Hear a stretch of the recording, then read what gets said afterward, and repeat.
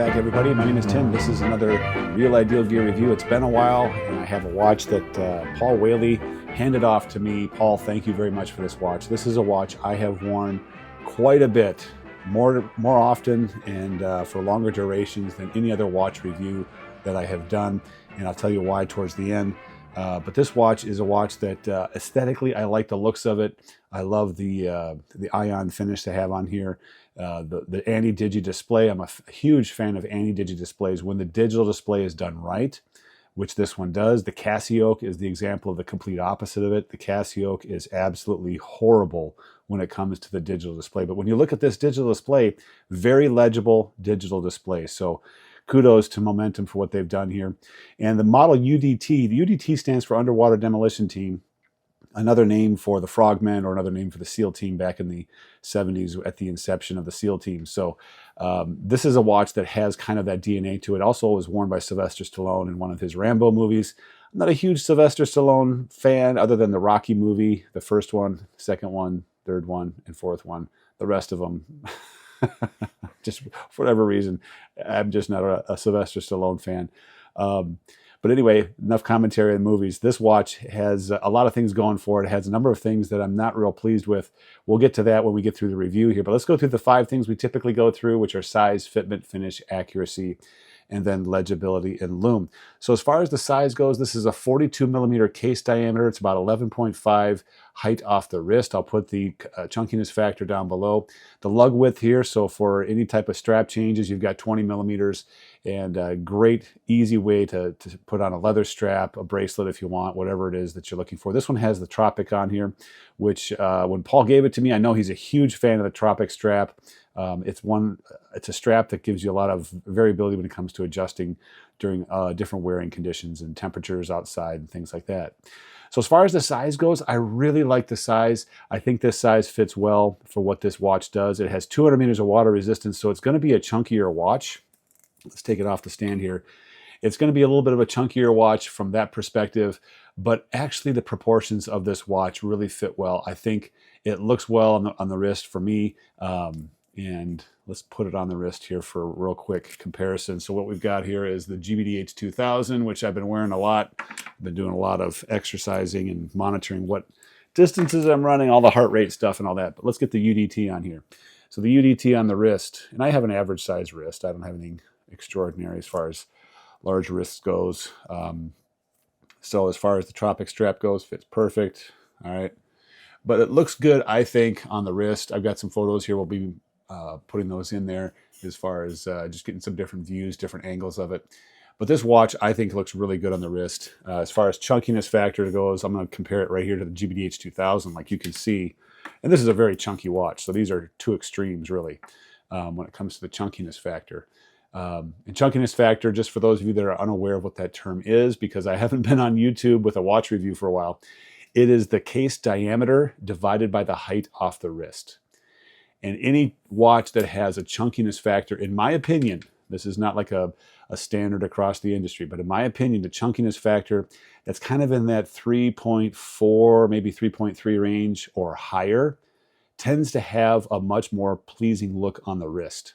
Now, granted, you're going to have to take into account the diameter of the watch on the wrist. So if you have a really wide watch, and let me pull up my classic example of that, which I call the Iron Man watch. I've worn it to a couple of watch meetups in Salt Lake City.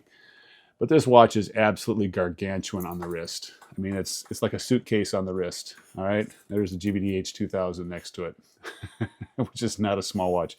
So this is one where you would have, and you would see that, yeah, the proportions are excellent when it comes to the chunkiness factor, but the amount of real estate it takes up on the wrist really starts to add up when it comes to a watch that big. I'm going to wear this one for the rest of the recording here because I really like this watch, actually. It fits. It surprisingly fits well with a wide strap. It's a comfortable watch to wear. I don't want to get into the review of this watch, but dual time zone, completely fake chronograph. I'm not even sure if the compass points north when it's supposed to, and we have degrees Canadian up here. So for those of you in Canada, this interprets the temperature for you. All right, back to the UDT. Now, The UDT, in my opinion, as far as size goes, I love the proportions of this watch. The bezel has good action on it, unidirectional, so it has that dive functionality to it, which I really like. Digital display is awesome. The fit and finish of this watch, I really, really like this. I love the blackout look to it. I love the red accents on the pushers. These are screw down crowns here, so the screw down pushers. So you screw these down for better waterproofness. Apparently, you don't have to have them all the way screwed down, and you still have moderate waterproofness. So let's say you're in the shower, you're washing dishes or whatever, and you forget to screw a crown down because you did some timing or whatever it is, stopwatch. You'll be okay. This is not like a mechanical watch. There's going to be some waterproofness to this. I forget what's the atmosphere or the depth that you can have the crowns unscrewed. But screwing them down obviously gives you that waterproofness of 200 meters of water resistance. So that is a great water resistance rating for a watch like this. So you can do anything and everything you want with these crowns screwed down. Now, as far as the finish goes, I love the finish. I love the contrast on here, the timing bezel on here. It is a count up timing bezel. So if I put the arrow on the minute hand, it lets me know the elapsed time. So from here, every minute that goes by, it shows me how many minutes have gone by. So it is a count up timer, all right? Increasing in time, which I like that. Lets me know where things are at. Sometimes I do like the countdown timer, but the count up timer is working for me when it comes to digital or, analog watches. Now, as far as other finished pieces on here, I love the handset in here as far as the finishing goes. It has a high polish edge that goes all the way around the outside portion of the handset. And so you get a little bit of a reflection off of that. You have the loom on the hands themselves. You have some loom on the indices here. We'll get to that loom shot here in a minute. But I do like the handset as far as the finish goes. I do not like the design of the hands. There's no differentiation really between the hour hand and the minute hand. And I know the hour hand is shorter, the minute hand's longer, but as far as the shape of the hands go, I like a little something different. Like the hour hand is a little bit wider. I think that's typically how I like to see the hour hand. It has more width to it. The minute hand, maybe make it a little bit slender, put something else to it. I don't know, do something different with it. Now there's no second hand on here as well. So for me, do something a little bit more with the handset just to differentiate them a little bit more. And yeah, I know, like it's our hand, Tim, it's shorter. Like what else do you need? Like, are you really seriously, you have a hard time reading an analog handset when one is shorter, one's longer, the rest of it is pretty much the same design? Yeah, actually I do.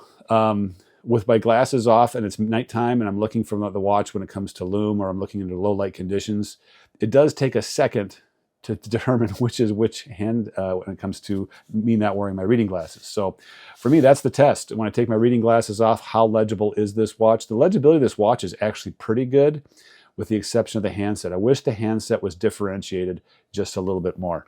Now you do have the 24-hour markers on the inside of the indices, which is nice. So if you want to do 24-hour time, for those of you in the emergency services, and you forget, you've got that as far as newbies into the like law enforcement, military world, and so on.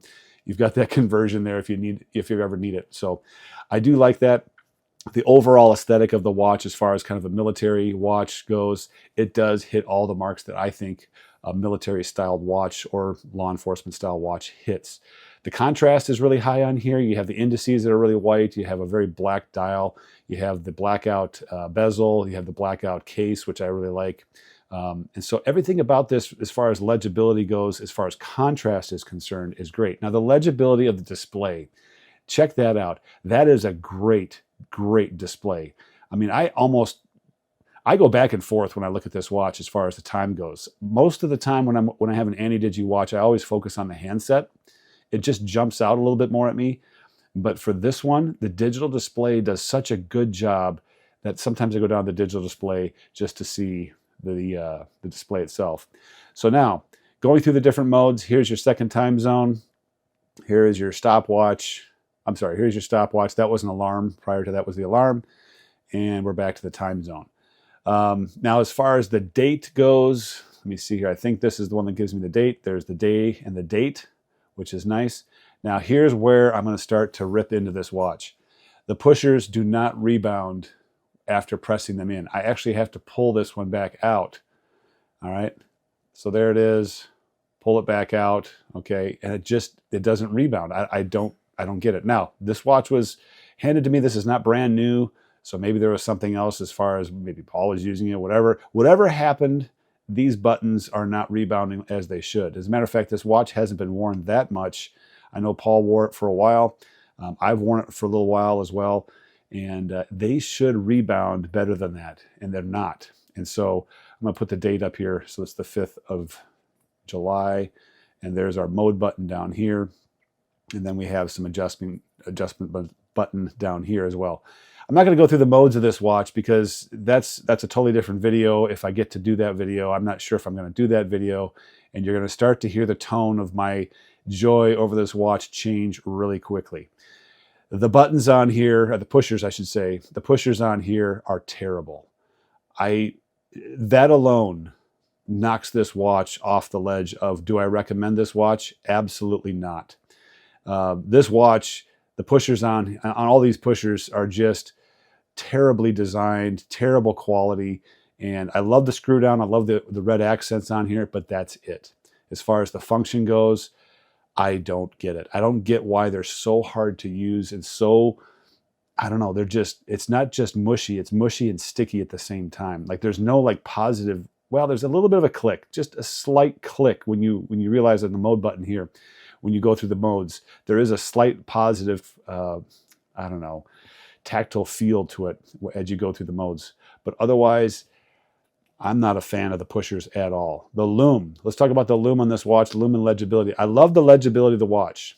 The watch is very legible. The Loom is terrible. The handset is okay. It doesn't last very long. The indices are terrible. For a military style dive watch, when you put 200 meters of water resistance on here, you're entering the dive watch world. And the Loom on this watch is absolutely horrid. Now it is a solar, it has a solar cell on here. And you can see this as I rotate the dial here a little bit. You're going to see some pie pieces on the dial itself. And those are the solar cells on here. So it does have a solar movement, which I love it. So as far as grab and go, it's great. And it doesn't affect the overall legibility of the display. Sometimes you get a Casio where it has the solar cell overlay over the top of the digital display like you have on the Mudman, and it just kind of dulls everything out for legibility purposes. You don't have that here with this solar Anti-Digi watch. So for that much, I really like the way they've got this designed. It blends in. You don't really see anything here. It doesn't affect the legibility of the watch at all. So the Loom and the pushers on here are terrible. As far as no light on here, when you have a watch like this and you're going to go all in on just functionality, why is there not a light on here? Somewhere, somehow, put a light on this watch. Light up the digital display at a minimum. If that would have been a function that was on this watch, I could be okay with the poor Loom. But when there is nothing to illuminate this watch in the middle of the night, whether it's a digital display light, whether it's the analog side of the dial, there's a light in there that some of the Casios do that as well, like my Pathfinder does that. It actually lights up the digital display and the analog display. And maybe that's just too much light for a UDT watch. You know, they're trying to keep really close to that military style, you know, keep the lights at a minimum, keep the Loom to a minimum, which, I don't know, the usability of this watch drops off precipitously in low light or no light conditions. And for me, it's a no-go. The light itself, I remember when Paul first bought this, and he was telling me about it. He says, yeah, this is a great looking watch. It's got all these, you know, it's pretty straightforward, but it's got one thing that I know you're not going to like, and I'm going to give it to you to take a look at it and do a review on it. It doesn't have a light. I'm like, what? And when he told me that, I was like, I'm already biased against the watch. So I had that before I even got the watch in my hands. But at the same time, like I was willing to forgive, you know, maybe there's good Loom on here, or maybe the pushers are just fine. Everything else is just fine. You can live with a watch that doesn't have a light. Okay, so you don't get everything in life that you want. But I'm getting none of it. The pushers suck. The Loom sucks. There's no light. Legibility is great in the daylight. But other than that, when the lights go down, it's terrible. So overall, the watch, I love the look of the watch. Quick release spring bars here on the Tropic strap.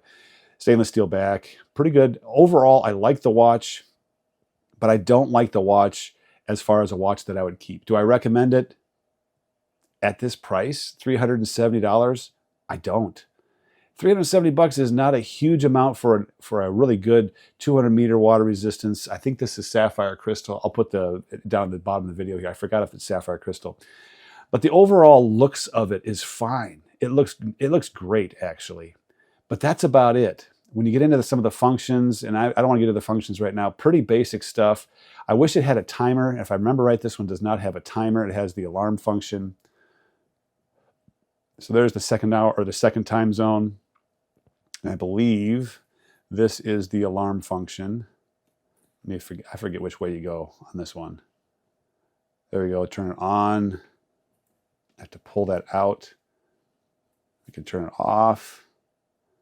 And I think this one, yeah, So you have that, there's the alarm function, there's your stopwatch function, and there's no timer function. Now, granted, you have the bezel on the top. That's fine. But really, with a digital display, with a digital watch like this, you should have a timer function on here. I don't get it. So overall review for this watch is, I'm not going to even rank this one. I would not buy this watch. There's, again, the things I've already gone through that I don't like about this watch, which are substantial. I would not recommend this watch. I don't think Momentum hit this one out of the park. I think they could have added a couple of features in here, like a light, better pushers, somehow spend a little more time on the engineering of the pushers and get that nailed down. And then the Loom, like, do something. You know, get the indices to loom up a little bit better. It's just, there's just too many things about this watch that for $370, nope, not a fan at all. So I'm not going to even rank this one because it's going to be well below the 9. For me, anything below 9 is a do not recommend. This is in like the low 8s, in my opinion, the mid 8s maybe. But the looks are great. It has so much, it's almost like it's a great package, but on the inside, it's not worth it. So there you go. That's my review for the Momentum UDT.